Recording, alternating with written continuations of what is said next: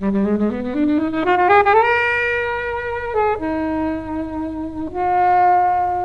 first scene when Marla appears in the kitchen, if you don't know the twist, that scene still works. And then when you go back and you do know the twist, that scene also works. And the fact that the screenplay makes both perspectives work, because she knows that he's just the one person.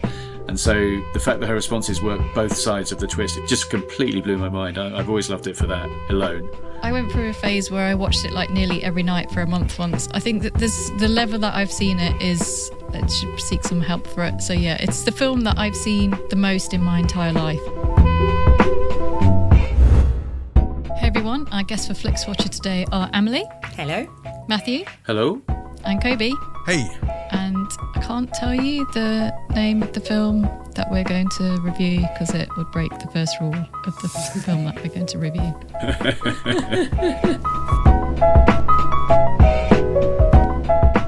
Thank you as always to the mighty people for their mighty tunes, and thanks to Ben from Rockwood Audio for his editing skills. Please do remember to head over to us on Spotify and Apple Podcasts and give us a 5-star rating and a glowing review, and join the conversation with us on Twitter. We are at FlixWatcherPod, or on Instagram at FlixWatcher, or Threads at FlixWatcher.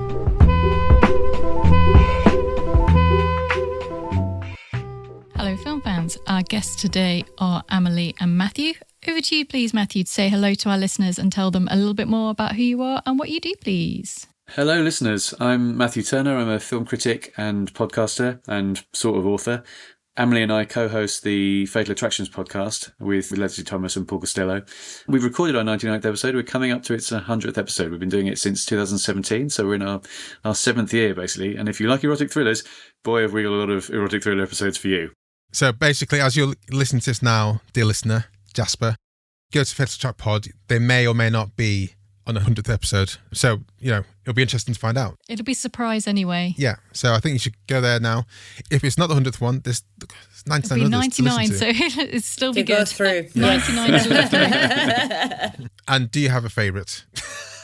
Do we? Of the Do I have a 99? favourite? Yeah. Yeah. Well, we have a favourite episode. And do you want a favourite episode or a favourite erotic thriller? Is that not the same? No, I don't think it is. My favourite is still Basic Instinct. I think it's I call it the sine qua non of the erotic thriller genre, the without which nothing.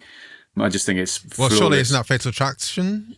No, I mean, we actually, when we were coming up with the name, we very nearly called it Basic Instincts instead. We were sort of, it should be one or the other, essentially. We nearly went with Basic Attractions or Fatal Instincts when we realised we couldn't call it Fatal Instinct because that's the name of the parody movie. It's a parody. Yeah. But yeah.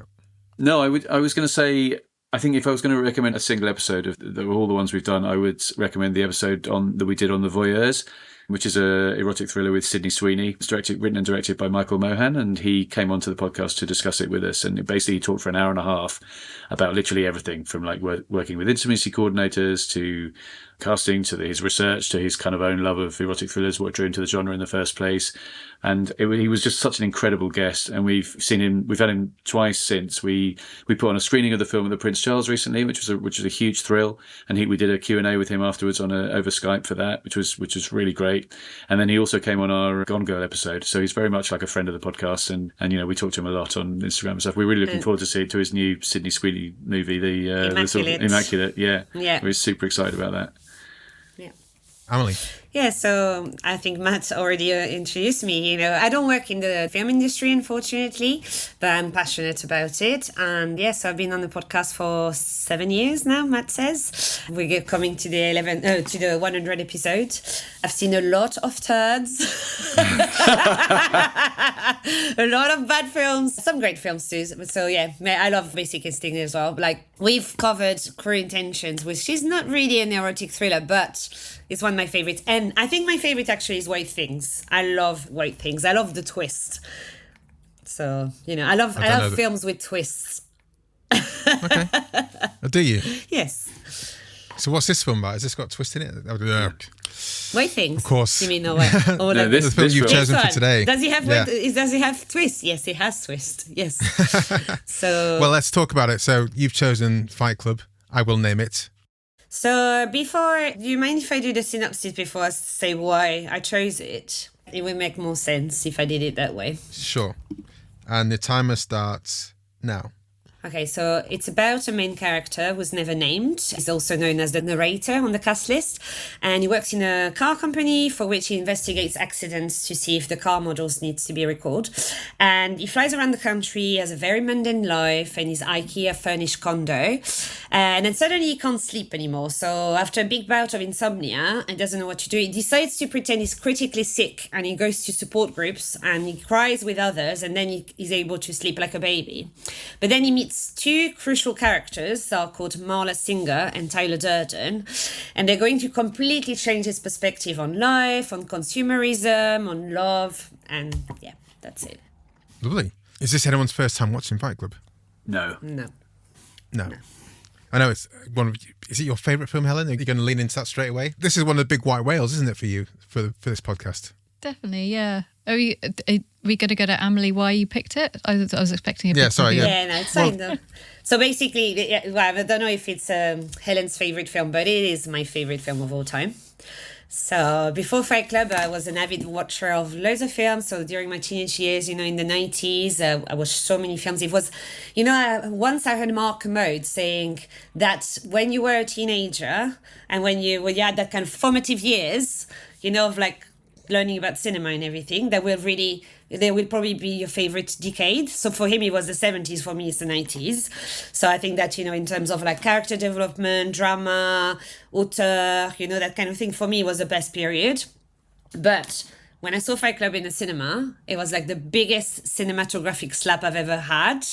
It was so formative for me. It's just like, it completely blew my mind, So in terms of directing, special effects, acting, dialogue, scenes are unforgettable. The whole plot and the big twist, basically. There's a twist? Yes, there's a big twist. So sorry, guys, if you're spoiling it, but I'm not going to, maybe I'll talk. I don't think I will talk about what the twist is. We could talk about the twist. I think we have to talk about the twist. I think you'd have to, should have seen it by now anyway. Yeah, but basically, should I say what the twist is?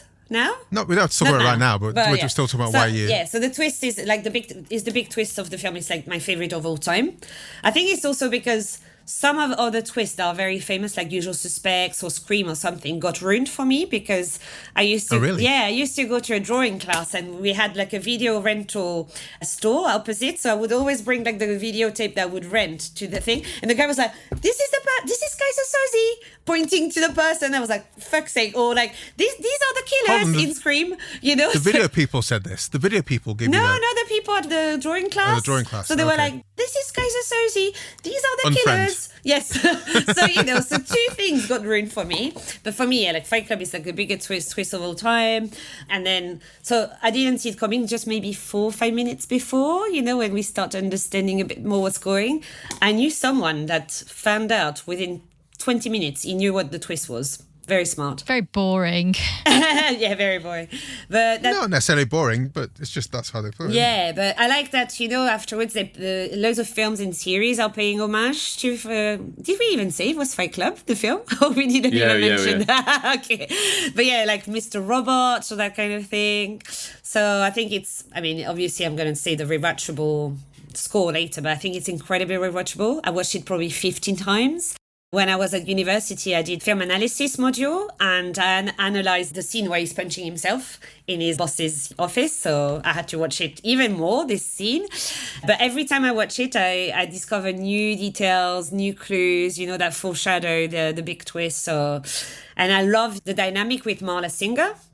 I think it's riveting, and when you find out more about the big reveal, you're like, oh, that's why they speak like that to each other, and I think with Norton, it's his best role apart from American History X, like for me it's and Brad Pitt definitely his best role ever, and Tyler Durden for me is the coolest character ever on screen, and then so that's why I love it and I chose it, Yeah, I feel that we definitely have some overlap. So yeah, it was my favourite film from like 1999 to maybe I slightly mellowed a little bit in my older years. But yeah, equally, it blew my mind in 1999, the golden year. You guys can be friends cinema. then.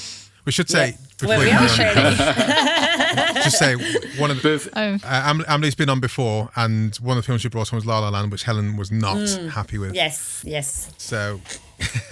It's good that we agree on some films. Yeah. We agree on lots of films. Yeah, we do. But yeah, 100%, like everything you've said on this before. And oh my God, it's so funny. I just think it's really, really, really, really hilarious. And a lot of films from this era, they've just got really, really bad CGI. But I think for this, just in the way that it's used in a way that doesn't kind of stick out, and it just massively enhances it. And yeah, this just kind of like cemented my love for David Fincher. I'd kind of loved a few of his films before, but yeah, just love him. Like, I've seen it so many times. I've even seen like the DVD commentary loads and loads of times. It's just... Me too. a worryingly amount of times I've seen this. So yeah, when you picked it, I was like, oh my God, it's finally happening. It's finally happening. Yes. We're going to get to talk about it. I'm surprised it hasn't been picked before, honestly. Yeah, I was too. Crazy. So for me, this is a surprisingly high, because I think I've said I don't tend to rewatch stuff a lot. I almost always rather watch something new than rewatch something. Although I obviously have favourites, things I have seen over and over again. But so this is the fifth watch for me. And interestingly, the fourth watch was exactly a year ago. Emily and I and a couple of friends at Emily's house watched it about a year ago for a sort of film night. And so when she picked it for this, I was thinking, oh, that's quite soon after I last saw it. I don't know if I really need to rewatch it, but then I thought I'd rewatch it anyway.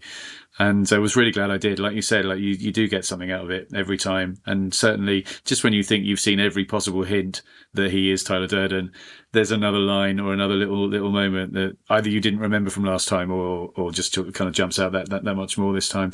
And so I first saw it in the cinema in 1999. I definitely didn't see the twist coming, hadn't read the book, and so was really blown away by it the first time. And what I really love about it is that first scene when Marla appears in the kitchen.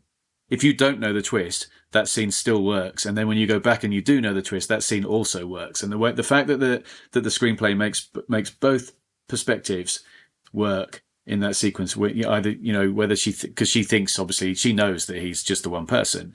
And so the fact that her responses work both sides of the twist, if you see what I mean, just completely blew my mind. I've always loved it for that alone. But every scene with her. Yeah, every scene with her. Yeah, but specifically that scene. But yeah. Not just her though. When it's recruiting people. Yeah. In Fight Club, every scene can be sliced and diced to be. You think there's two people, or there's only him, and you see the kind of confusion in people's faces, for example, and they're like, I don't know if this is you being like Tyler Durden, or this is like part of the rule that you set up, which means that I can't question what's going on. And so that's what makes it, the layers there are kind of really clever. So yeah, I think that's right. And with like Sixth Sense, there's like a few, for example, there's a few key scenes where that happens, but in this is like all the way through the film where these things kind of manifest. Because when they're in the car, for example, as well, and he's swerving who's the they, car. Sorry? So it's like, well, Tyler Durden and Don Norton and Brad Pitt. Yeah. That they're arguing in the car, and the car is like on the motorway with really rainy, and he keeps swerving, and he's got two passengers at the back, two of the space monkeys. And they're looking at each other like, what's going on? And you're like, okay, yeah, that must be so weird for them, even weirder, because they're not witnessing an actual argument. They're probably seeing the guy like speaking to himself, and it's just so weird. But yeah, really like, all like the confusion, because when you see afterwards. But so basically, Matt, you explained what happened. Is the twist is that is only one. He's imagined that really cool character called Tyler Durden that he once meets in a plane, and then he contacts afterwards because his condo blew up. So it's like, fuck, where am I going? So he calls that guy that left him a card. But it's all in his head. And yeah, he blew up his own apartment. And he's the one that starts thinking consumerism is awful. You have to stop it. You have to stop being attached to material objects, and he's the one that tries to destroy, destroy all the banks. Yeah, do a lot of kind of missions to destroy properties, everything that is about consumerism. Yeah, and it's just all in his head. There's a key moment when you rewatch it where he says, if you wake up in a different time zone, could you wake up as a different person? Yeah. And there's so many things like that when you're watching it for a repeat, you're like, why didn't I pick up on all of this? Yeah. Because there's so much of it that happens. That line is the first through. time you see Brad Pitt's character as well. He passes him on the, other than the subliminal frames, yes. Subliminally at moments, yeah. So it's when he's talking about his insomnia, when he meets Marla. So yeah, there's so many clues and Easter eggs for you. In the first scene, which is a flash forward, that's the first clue, isn't it? Where they're the same person. Yeah. He knows it because I know it. Yeah. Yes. Yeah. When you know, they're all the way through, aren't they? Yeah, exactly. And I think I need to do I haven't done one yet, a YouTube, here are the 99 moments where Tyler Durden is revealed to be the same person. 99 times you'll kick yourself for not realising Tyler Durden and Edward Norton were the same person. Yeah. Emily, when you said about your module and you rewatched that scene where he beats himself in front of his boss, that for me is like, oh shit. So he was just still, that's what he did anyway. And so you realise that he was already probably... That's why it reminds him of his first fight. It with reminds him Tyler, of his because first he fight, was yeah. fighting himself. Yeah. Well, I mean, that's what I mean. It's for us as the viewer, that's what it looked like to other people. Because when we ever see, apart from when he kind of does does the kind of Kaiser Sose reveal, like, oh, this is what happened. Yeah, you see him fighting himself. Yeah, but like when he's in the car park fighting himself, you're like, when I watch this again, I'm like, if you see someone beats himself up in the car park, why'd you go towards him? Yeah, that's it. And I think that too. That they're all intrigued to see the guy that is, kicking himself and like punching himself. Yeah, they must have had problems as well. They really needed to. I mean, America is a very strange place. Yeah. But yeah, I like that. Thanks for pointing that out to me. That was another kind of pin drop in my watching of it. I've not watched it as many times. Well, maybe same as Matt. I haven't watched it as many times, and each time it's been typically like at university on a crappy TV, and this is the first time I watched it I think I watched it a couple of years ago when it was on Netflix before, and then it's been 2 years since, and because I haven't seen it that frequently, that always plays really well to me, because I forget like lots of key scenes that happen, and lots of things that kind of transpire in it. So I think for me, I mean, we're just going to kind of allude to the repeat viewing score, but I think I like the kind of hopefully in between watches forget stuff to then be slightly surprised again that they happen. I forgot that Jared Leto's in it. No, we want to talk about some of the casting here because it's quite stacked and astonishing. But I forgot that Meatloaf's character dies and it gets killed. For example, Bob Meatloaf. Paulson. Yeah. Robert Paulson. His name was Robert Paulson. His name's Robert Paulson. I forgot they did the heist to get the fat to render the soap, for example. You forgot And about that's- this? Creamiest fat. Yeah, and it's played for comedy. It's played for laughs, that scene. Yeah. And also very gross. So I think it's definitely a film you rewatch, but for me, like once every 5 years or so would be good, so I forget stuff before, and then I can excite myself when watching it again. I think I'd like to have my brain wiped of it and then enjoy watching it again for the first time. This is what I'm trying to do with a 5 year stint. It's a good When way you of get doing older, it. Helen, leave it 20 years and then it'll happen. Let's talk about the cast. Apart from the main three people, Jared Leto, he gets his face smashed in. That was horrible. Angel Face is called, the poor guy. He's like, I wanted to destroy something beautiful tonight. Something, yeah. There was a guy, so I think what is he called? Holt McElhenney. No, Yeah, that's the guy from Iron Claw Manhunter, guy, of yeah. course. Yeah. But Really early role for him.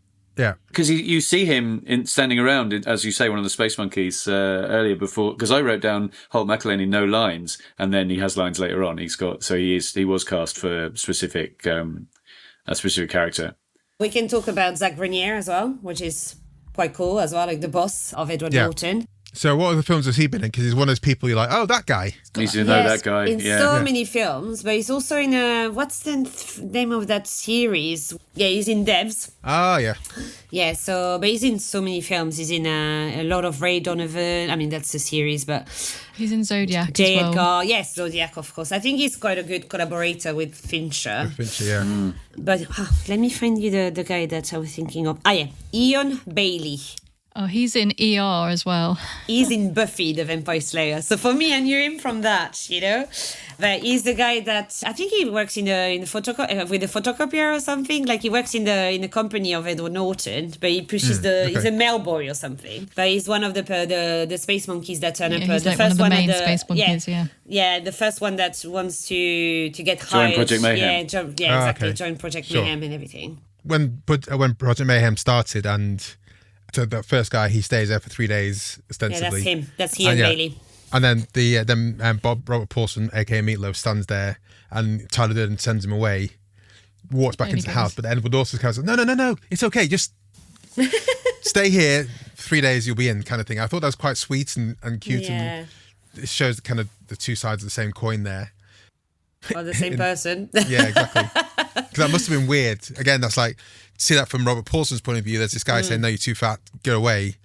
And then the same guy goes, no, it's fine. Just stay here. Yeah, and what does he how does he look to people that he changes his mind like that, like within 5 seconds, you know? For like Marla, she just puzzled all the time as well. But don't they ever think, fuck's sake, he's schizophrenic, that guy? I don't know, but like... Anything else, guys, we want to say before we head to the scores? Just I really loved the ending and the music choice. I was a big Pixies fan as a teenager, so the music choice was... Where's my mind? Yeah, just perfect. The general nihilism of it is just fantastic. Well, that's actually when this time, I'm not sure if I thought about the last time I watched it, but obviously this is post 9/11 and buildings getting exploded. Many buildings getting exploded like that. Also before. It's before. And they talk about Ground Zero, which is weird. They can refer to it as Ground Zero. So we're watching it post 9/11 okay. with eyes, yeah. Yeah. That's like, oh my God. Yeah, it's weird, isn't it? Because they say Ground Zero, and that's how they called the thing afterwards, after the Twin Towers. So. Well, Ground Zero is a generic term for the site of a terrible thing or a major thing. Okay, fair enough then. And that was the most major thing ever. So that's the default Ground Zero now. Well, let's go to the scores.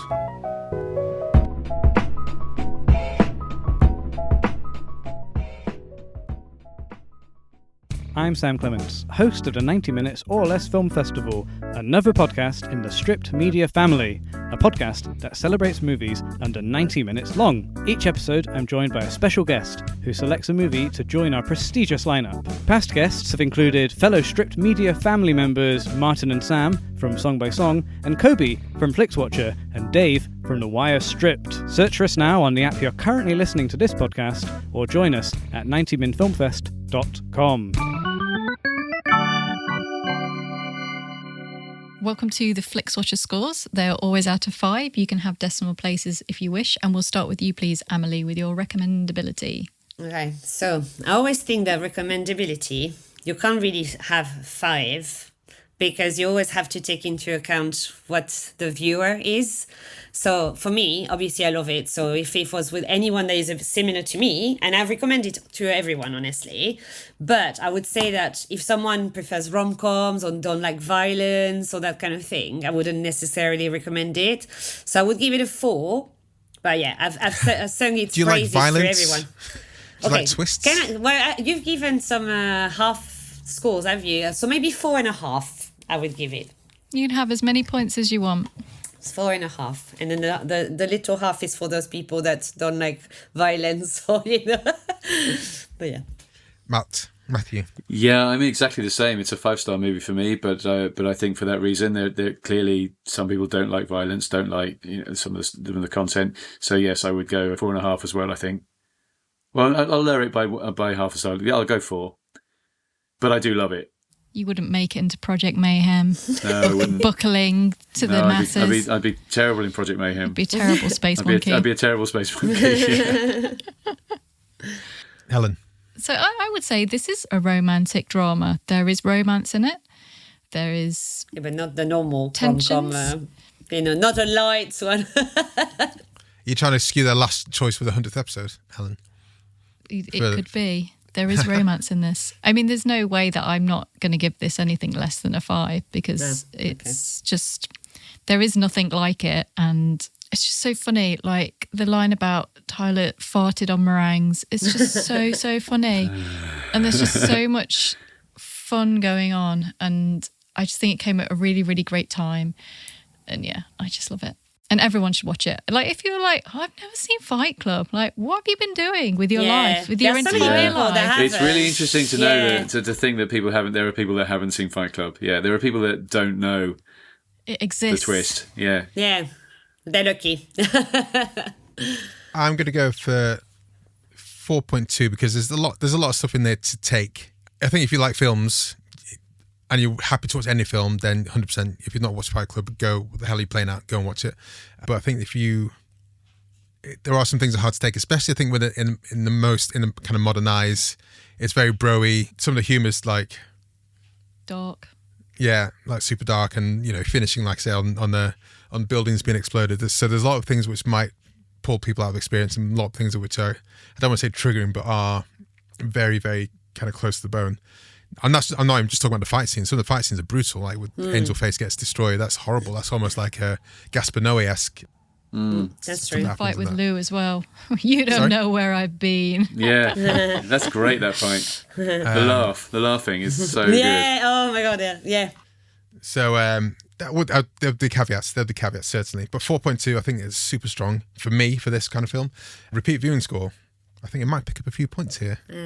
So I was going to say, Kobe, just before that, when you talk about bro, that's interesting because basically Fight Club, everyone says, oh, it's the bro's favorite film, or, you know, and sometimes I'm like, when I say my favorite films, which are Fight Club, Trainspotting and Donnie Darko, maybe I would come across as a guy, but I'm not a guy, I'm a girl, and I love it. So yeah.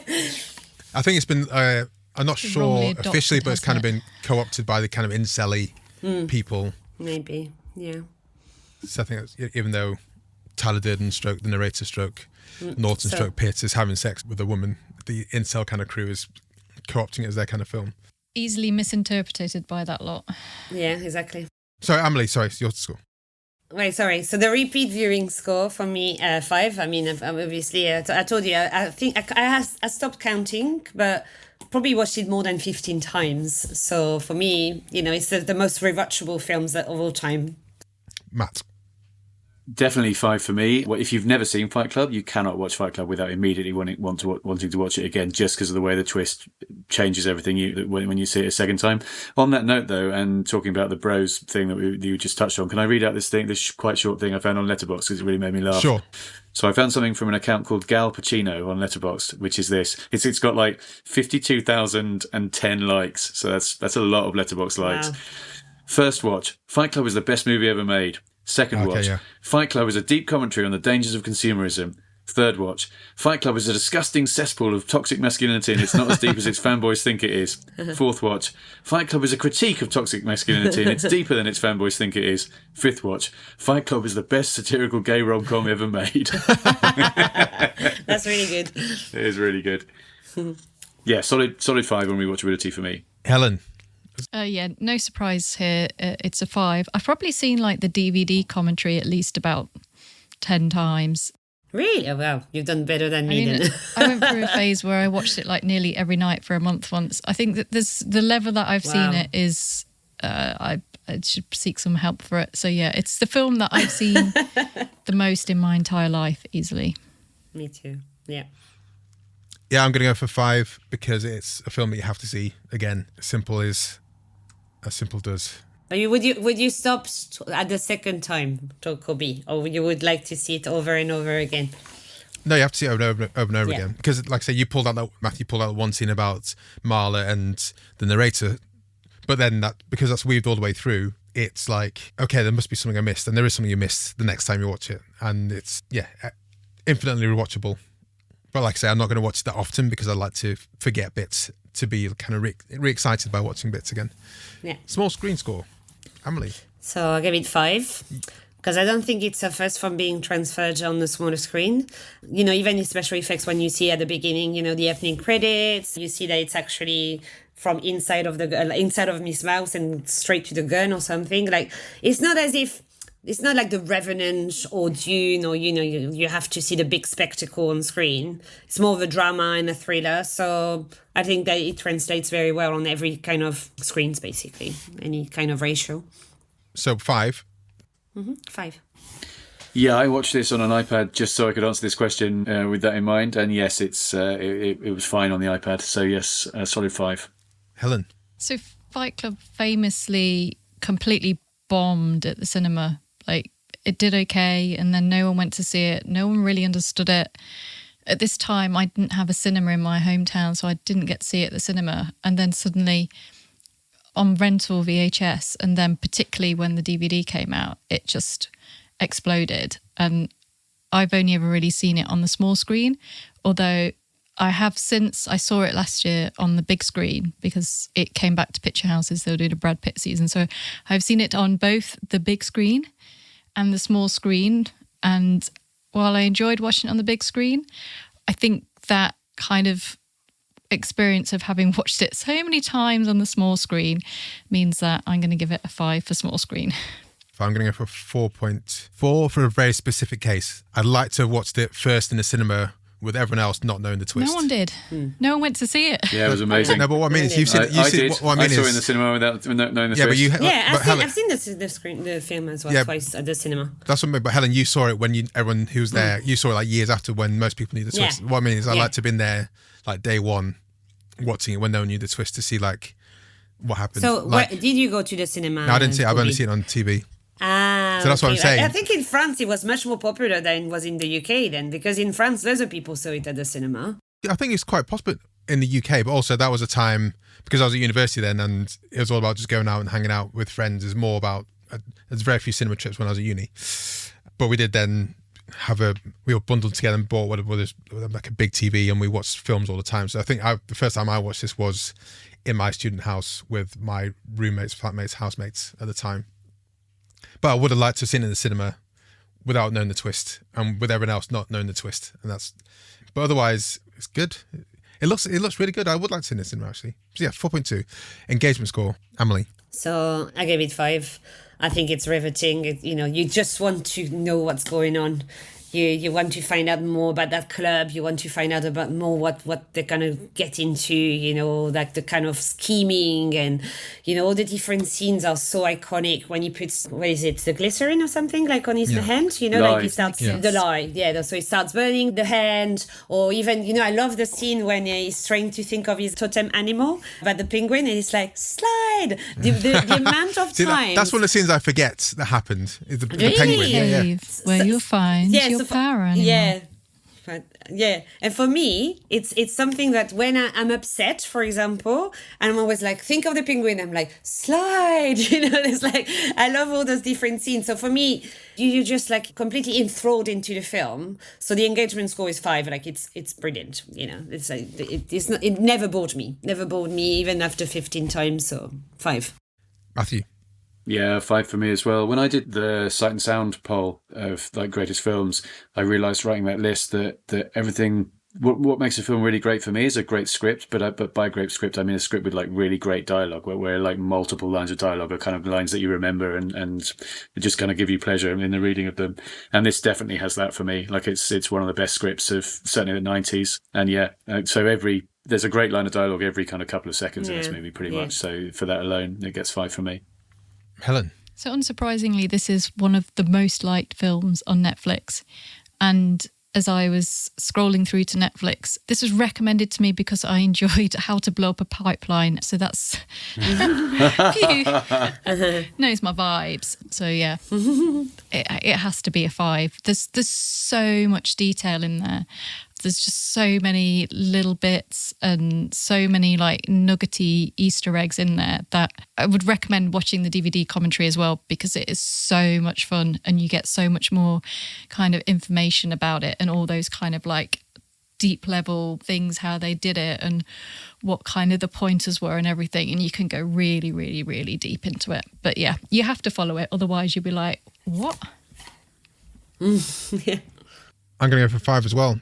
Purely because you're trying to unpick each rewatch, you're trying to unfurl the twist, and also you're trying to piece together trying to watch each scene from both points of view. Where one scene we're watching where you're taking it at face value, where there is Tyler and there's the narrator, and then also watching it from the point of view where there's just the narrator, but trying to see the perspective of the people around the scene.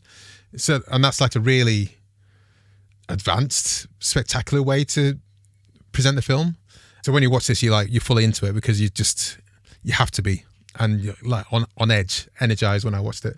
So that gives us a score of, hold on, before we go there, I'm going to get the scoreboard up and do some jiggery pokery. Guys, if you're listening to us, you can see all the films we've reviewed on this podcast. If you go to flixwatcher.tv/scoreboard, and you can see all the films Sexy scoreboard that were reviewed, and you can arrange them and sort them and filter them by the different ratings. Most important of all here is overall score here. And we've had a few Fincher films here. 7 is the highest rated of his films with 4.57813. Do you first of all think that Fight Club is rated higher or lower than 7? I mean, what did you say? 4.7? 4.5, 7, 8, 1, 3. 4.5. I think it's going to be slightly more. We've given it a lot of 5. So Helen, what are your thoughts? I think it's higher because I think the small screen for 7 was lower because we all wanted to see it at the cinema. It is higher. yay! The question now is how high? Our current highest rated top 10 films are The Big Lebowski is our number 10 film at 4.67688, and our top film currently, a new entry, Crazy Stupid Love, is 4.79688. Any thoughts where it might be in that list? And 7 is at... I hope it's above 7 Crazy was Stupid 15th. Love. I love Crazy Stupid Love. It's really good, but I hope Fight Club does better than that. Well, if it did that, it would knock it off the top, and it's only just... Well, to put you guys out of your misery, it is now our new top film with 4.8065. This is how I planned the entire podcast to make Fight Club the winner of Flixwatcher. We can stop now. The mission is over. It's the best film ever. I've been on a podcast to prove it. And just to go through the revised top 10, So I thought funny. it was always going to have to be a rom-com that did it. But so our top 10 is Fight Club now, number 1, Crazy Stupid Love, When Harry Met Sally, The Fugitive, To All the Boys I've Loved Before, Ghostbusters, Groundhog Day, What We Do in the Shadows, and Paddington 2 are our top 10 films. Such a chaotic list. Yeah. What was Fight Club again? Sorry, 80625. Do you know, like, when I look at the top 250 movies on IMDb, it really upsets me that Fight Club is not... I don't think it's in the top 10. No, it's not. And it upsets me so much. Doesn't matter now. Well, People, can you go on IMDb and vote? We have a different system to IMDb, you know? True. Can I just say about Netflix, Ellen, you were very good at in saying that, it got recommended to you because you had watched How to Develop a Pipeline. People rate your films on Netflix. Do it as much as possible because you'll get much better recommendations. Because, for example, I was talking to one of my friends recently about Past Lives, and he was like, if you hadn't posted about it on Instagram, I wouldn't have known it's on Netflix. And he says, I always get like really shitty recommendations, like the new Kevin Hart film or something. And I was like, but do you rate the films on Netflix? He said, no, I don't. And I say, I do. So I've always like put double like or I don't like it or something. Yeah. And I do that. And then on my homepage, I get really, really good recommendations and they understand exactly what I like. But I think people don't do it. And that's why they don't get the best recommendation. Yeah, I mean, this podcast is testament to when people say, oh, there's nothing good on Netflix. I'm like, really? Exactly. Yeah. Really? Exactly. Everyone, do follow us. If you don't follow us already, on Twitter, we are at FlixWatcherPod. Do follow us because we talk about film and stuff in general, obviously focused towards Netflix. But mainly, you should follow us because when we are about to record, we put out a tweet asking for your opinions. Look out for a tweet saying something similar to, we're reviewing Fight Club with the only clear Luna, that's Amelie, and Film Fan 1971. That's Matthew. From Fatal Trackpod, that's their podcast. Have you seen it? Tells your thoughts and a score out of 5 stars for an on-air shout-out on Flixwatcher. Yes, Amelie, do you want to read this one out? So someone that has the same last name as me called Lee Thomas, so at Lee Thomas 5 replied, you want us to talk about Fight Club? Nah, I know the rules. All I will say is that it's in my all-time top 10, 5 stars. Well, it's in our top 10 on Flixwatcher. Thank you very much, Lee. As always, thank you for your consistent posting and asking them questions. Amelie, Matthew, can you tell us where we can find you online and we'll say goodbye to the listeners. So you can find us on all the good podcast streaming platforms. We're on Spotify, we're on Apple. And so you can find us at Fatal Attractions podcast about erotic thrillers. And you can catch our 100th episodes very soon when we record it and post it. But yeah. Thank you very much, guys. It's been a pleasure to finally talk about The film we can't talk about. Fight Club. Should we stop the podcast now, Helen? I think, is that it now? Thanks so much for coming on. Thank you, guys. Bye. Enjoyed this episode of Flixwatcher podcast? Why not leave us a 5-star review on iTunes? You can also follow us at FlixWatcherPod on Twitter, and we're at FlixWatcher on Instagram. Thanks as always to the mighty people for their mighty tunes and Rockwood Audio's editing skills. If you're looking to get your podcast edited as sweet as this, get in touch with Rockwood, ROKK Wood Audio. Tell them Flixwatcher sent you.